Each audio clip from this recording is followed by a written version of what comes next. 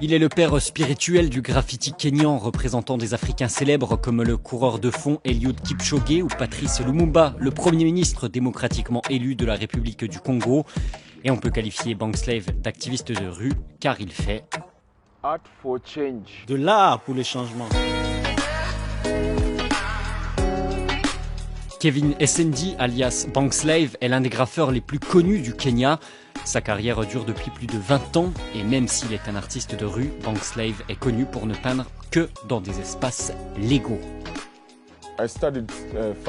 J'ai commencé à Fine Art.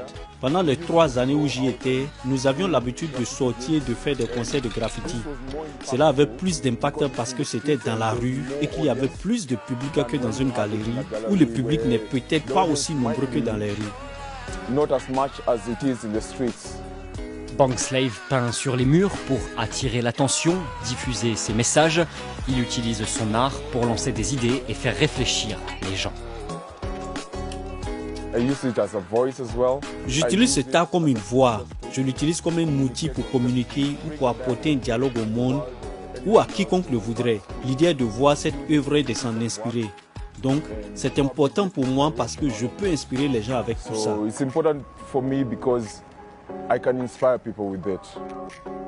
Ses œuvres sont à voir dans les rues de Nairobi, mais aussi en Europe, en Afrique de l'Ouest ou en Australie. Son œuvre de Barack Obama avant l'élection américaine de 2008 l'a fait connaître dans le monde entier.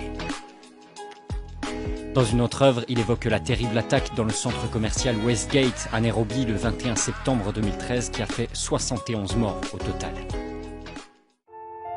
La base artistique de Bankslave est d'ailleurs née en réponse à ces événements horribles. Bankslave a utilisé son talent pour créer une pièce vivante autour de tuyaux d'évacuation. Une image comme si tout Nairobi se vidait de ses déchets en se souvenant de l'attaque du Westgate. Voici donc les Willing Souls. C'était une première image.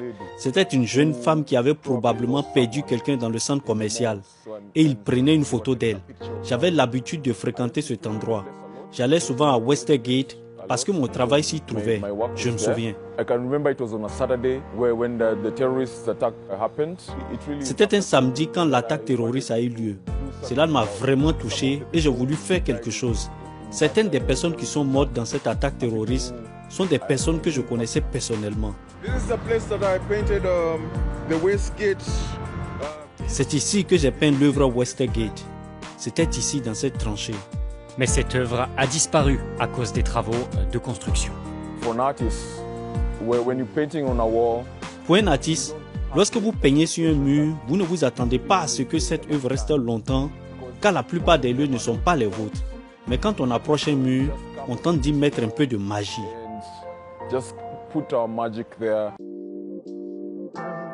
Même si l'art de Bankslave ne survit pas toujours à la vie réelle, l'artiste continue de commenter les questions sociales à sa manière, de mettre le Kenya en avant.